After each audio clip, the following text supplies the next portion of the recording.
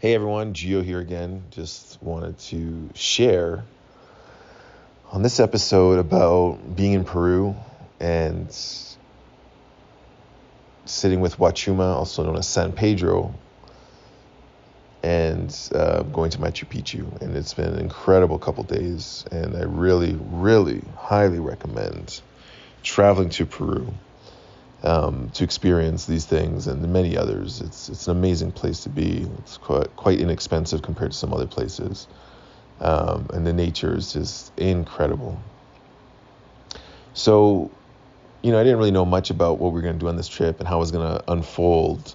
So I just surrendered when I got here to everything that was planned and just staying open to possibility. And there was a group that was put together by a good friend of mine, JJ, who's also a breathwork facilitator as well, elemental rhythm. And when you first invited me to come here, there's like literally a 1% chance, but it's just keep your mind open. It's already done. You're coming. And he always says these fancy poetic things. And, here we are. And so we traveled to Agua Caliente, which is this little town, little streets winding around rivers, going up the mountain that lead you down into the valley or up into Macchu Picchu. And day one, we did our first Huachuma ceremony. And so we walked down into the valley. It's probably about a 30-40 minute walk to our first spot, which is a little field by the river, where we sat down in circle. And Huachan, our Huachumero, I guess they call it, he's part of the lineage of the cactus San Pedro.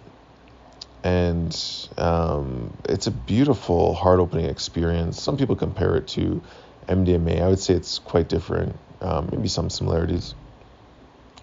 And they boil it down, anywhere from 8 to 24 hours. This one was kind of like almost like a jelly or like a smoothie consistency.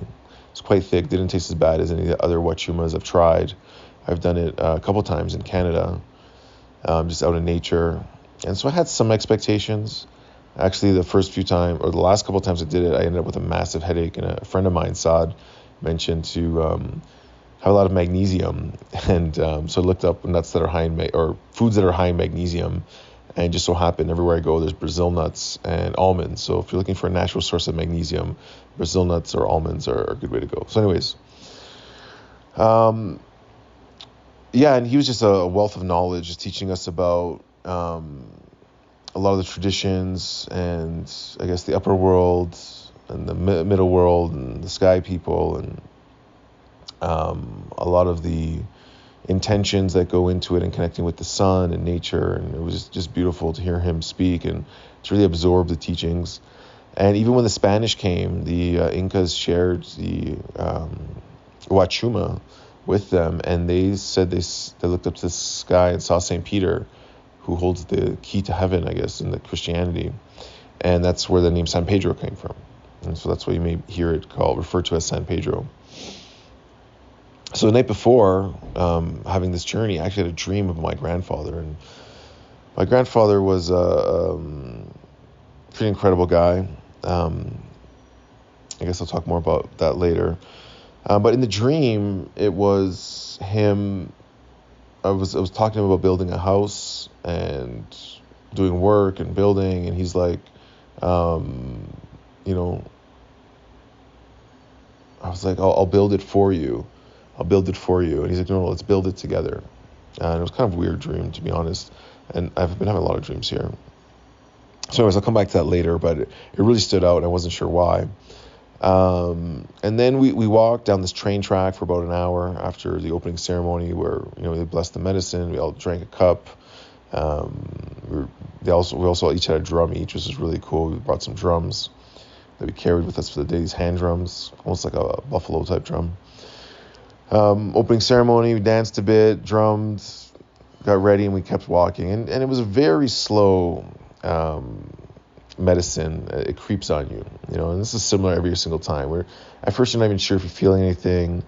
Then you start getting hit by some nausea, and a few guys purged on the way down, and then it's kind of like, oh, I don't know if I can do this more, and blah blah blah, all these stories in your head. As it's really building the relationship with you, that Huachuma is starting to engage with your body, starting to clear out some energies or whatever. And then we get to this little spot where we're going to go into the jungle off the train track, and it's this little gated, preserved area where they would grow all these incredible plants, and the plants' names are on it. And you can check out a link on my Instagram of that video of some of the experience there. There's a reel on there. And, I start walking and trying to take videos and getting a little more nauseous and just wanting to capture the moment as the medicine's coming on. And about halfway up the trail, there's this little hut made out of wood with a straw roof, and it's a little ceremonial, I guess, temple, what they called it. And so we all get in, and there's a little concrete bench that wraps around the whole thing, and they made a little candle, an offering altar in the middle. And so we all sat down, and Wachan said a little prayer. And they had, 3 or 4 flutes. They played some music, and you're slowly just drifting away into this deeper space of Huachuma. And so at that point, we all drink a second glass, and the drumming begins. And the drumming was amazing. It just got so intense. And he was leading, and the medicine family was playing the flutes, like 3 or 4 flutes, and everyone starts drumming and a little bit of singing and chanting. And really, drumming's been used for thousands of years as a way to reach altered states of consciousness. As the tempo would increase, we'd all be rattling and drumming and singing. This probably went on for about, I don't know, maybe like 20 minutes. And then we had a share, and there's some beautiful, beautiful shares by some of the brothers. And when it came to me, the insight that came to me was very clear, that each time I went to go grab my phone earlier, and I was getting nauseous. I don't know if it's because I was looking at the phone. And when I was walking, I just sat with the San Pedro, because I felt like in ayahuasca also, when I felt nausea coming on, is the medicine trying to speak to me or trying to show me something, because I felt uncomfortable and I wasn't bringing my awareness to it. And what it said was, the best thing you can share is not a picture or video. It's to embody nature and bring that back with you everywhere you go. And, the energies that came through is that nature is powerful, nature is patient, and nature is abundant. And embody that around your family, and work with nature and not against nature, and allow your family to realize that they are part of nature, and to, not have the kids on so much screens, and try to find that balance. So it was a really beautiful insight. And after sharing that, everyone finished their round of shares. We walk outside, back into nature. And at this point, I'm fully in the Huachuma. I feel like I'm on a different planet altogether. The flowers are singing, the birds are chirping, there's butterflies, the sound of the river, the mountains above, the sun coming through, the clouds rolling. And I just felt like one with nature. There was no separation. Heart was gleaming, glistening, shining. I don't even know what to call it. And we ended up walking up a little further, finding this little spot by the river where we sat down to make an offering. And Wachan was working on it for a little while. We all went for a swim in the icy, well, not icy, but nice refreshing mountain water. I forgot my bathing suit, so I just found a little private area where I went in naked and was just standing in nature, completely naked, in the river. And just feeling so connected, just to think of, at one time there's probably Incas here doing the exact same thing, and honoring nature and honoring themselves as part of that. So we came back, and the offering prayer was we had a little circle, and they finished the prayer. And I thought it was over at that point. And we continued to walk. And I thought, this has been going on for like 5-6 hours already. I thought we were done and we we're going to start heading back. But we started walking further up the mountain, and we come to this incredibly beautiful waterfall that was just shooting out the side of the mountain. And also that's part of on my Instagram if you want to check that out as well. And we did this water ceremony where we were drumming and praying to the water and chanting, and oh my God, it was, and in the medicine, you're just so connected. You just feel that gratitude for water and for the earth. And at one point, we would put our hands up to the sky to thank the sun. hold our hands out to the waterfall to thank the water, and holding ourselves down to the ground. And he's like, give thanks to the earth. And as I put my hands down to the earth, and I remember, like, part of my intention was, as I turned 40, I felt a lot of the work I did up to now with plant medicines was about unlearning and just seeing all the conditioning I had and the belief systems and all of these patterns, and where I had done wrong in my life and what things I could improve. And I felt like I'd really got into a clear slate by the time I had my last ceremonies at Rhythmia, just in April before my 40th birthday. And a lot of that was about this transition. And so here I was like, okay, I feel like a new baby and I need to start from the beginning. And the message was clear. I put my hands down, and I was speaking to Pachamama, and I said, thank you for me. And then I said, thank me for you. And in that moment, it just clicked how we are one and the same. I am nature, and nature is me. I am nature, and nature is me. And we've been led to believe that there's a separation, and this crazy idea that we need to save the planet. The planet doesn't need us to save it. We came here, it'll be here far beyond us, but we're part of it. All of nature, all of the birds and bees and flowers and animals and trees and all of it, it's all part of one living organism. And there's this crazy divide going on now, that there's some kind of darkness in the world that has spawned greed and hate and competition and control and all of these things that I think is necessary to put pressure on evolution and change and growth.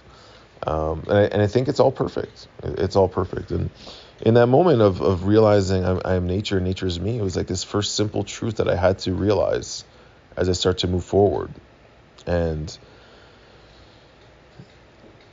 it was amazing. And we walked back, had a little bit of lunch, a late lunch at 5 p.m. and had to walk back up because we missed the last train all the way back up to our hotel, which is an uphill climb. Probably took us a little bit over an hour.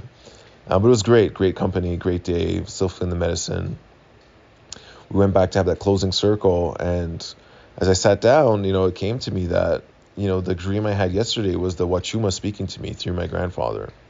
And my grandfather had this crazy life where, he was born in Italy at a young age. His mother was sick, and as he was playing outside, she was calling for him, I guess, to maybe help her, get her something, or he doesn't really know. But she ended up dying that day, and his whole life he carried that burden of it was his fault that his mother passed away because he didn't go help her. Imagine a young 5 or 6 year old going through that and feeling that.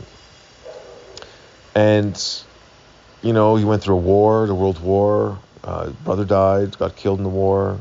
Sister got shot, gunpoint by the Nazis, which he witnessed firsthand.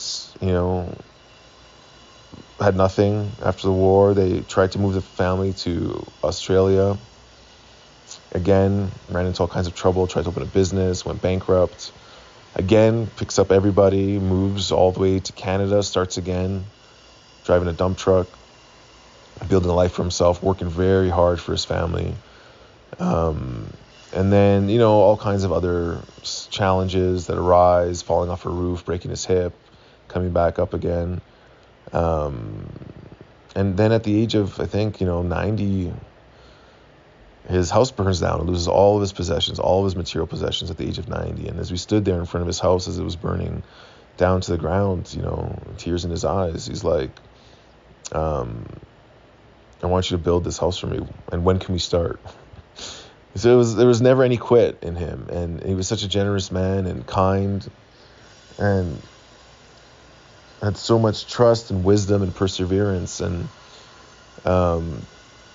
I felt like the medicine was really showing me, to embody those features and those gifts, and how to sort of learn from my ancestors and what I needed to embody and to keep on moving and keep on working.